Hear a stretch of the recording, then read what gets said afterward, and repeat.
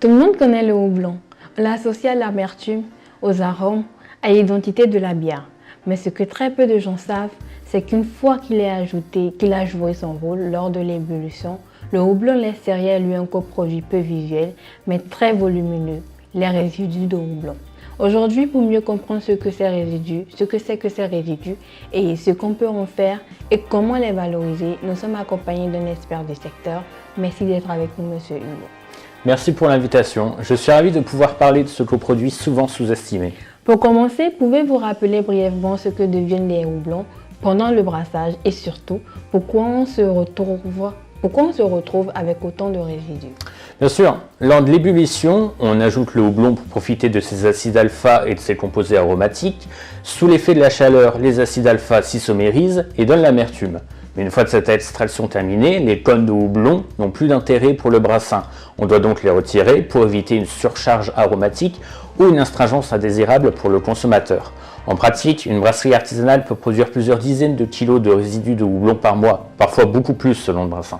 Quelle est alors la solution la plus simple pour valoriser ces résidus? La plus simple, je dirais, c'est le compostage. Les résidus de houblon sont riches en acides aminés et en fibres et possèdent un bon équilibre carbone-azote, surtout lorsqu'ils sont mélangés avec de la paille ou des sures.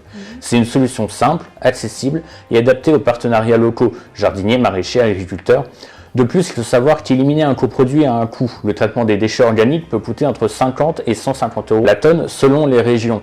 Valoriser ces résidus, c'est déjà éviter cette dépense. Une autre valorisation plus technique concerne l'extraction d'huile essentielle. Pourquoi cette piste est-elle intéressante? Parce que les résidus de houblon contiennent encore des composés volatiles, l'humulène, le myrcène, le caryophyllène par exemple.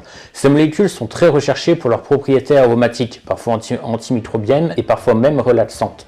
L'extraction se fait par hydrodistillation ou distillation vapeur, une technique accessible soit à des brasseries équipées, soit via des partenariats avec des distillateurs locaux.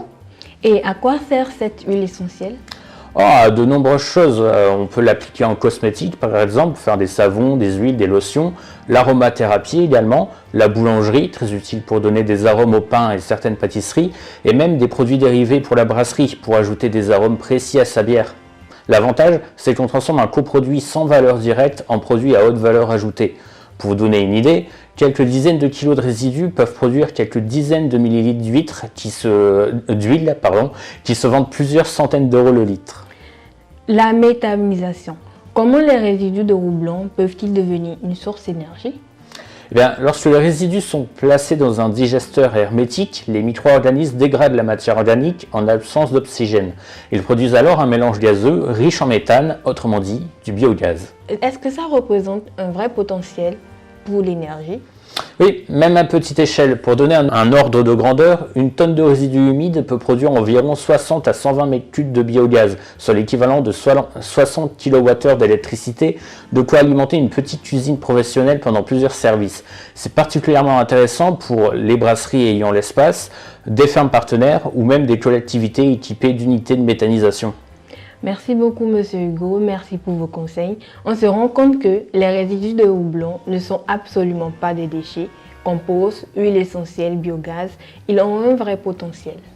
Exactement. Avec des bons partenariats ou les bons équipements, chaque brasserie peut transformer ce coproduit en ressources. Merci à vous d'avoir suivi cet épisode. On se retrouve très bientôt pour découvrir un nouveau coproduit du monde brassicole et ses valorisations possibles. N'hésitez pas à liker, partager et surtout abonnez-vous. À très bientôt. Merci, Monsieur Hugo. Merci. Au revoir.